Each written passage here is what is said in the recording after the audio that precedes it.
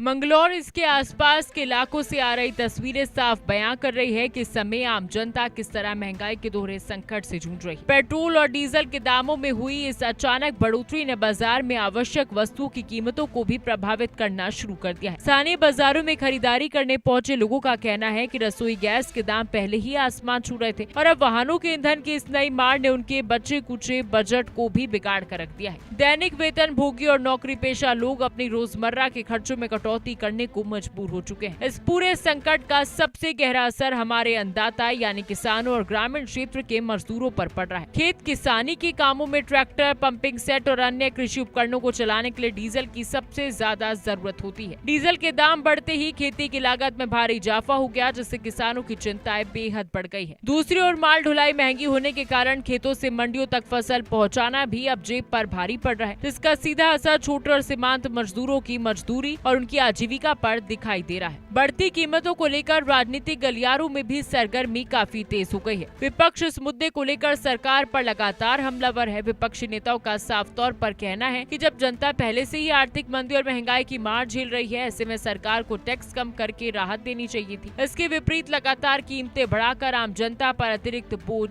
डाला जा रहा है। विपक्ष ने चेतावनी दी है कि यदि कीमतों को तुरंत नियंत्रित नहीं किया गया तो वो जनता के समर्थन में सड़कों पर उतरकर बड़ा आंदोलन करेंगे। इन तमाम आरोपों और चौतरफा दबाव के बीच सरकार की तरफ से भी प्रतिक्रिया सामने आई है। आधिकारिक सूत्रों का हवाला देते हुए बताया गया है कि देश के भीतर ये बदलाव अंतर्राष्ट्रीय परिस्थितियों और वैश्विक स्तर पर कच्चे तेल की कीमतों में आ रहे उतार चढ़ाव के कारण हुआ है। वैश्विक उथल पुथल की वजह से आयात लागत में भारी वृद्धि हुई है, जिसके चलते तेल कंपनियों के लिए पुराने दरों को बनाए रखना बेहद मुश्किल हो गया था। हालांकि जनता भी इस इंतजार में है कि सरकार टैक्स में कटौती या किसी अन्य नीति के जरिए इस बेकाबू होती महंगाई पर कब और कैसे काबू पाएगी।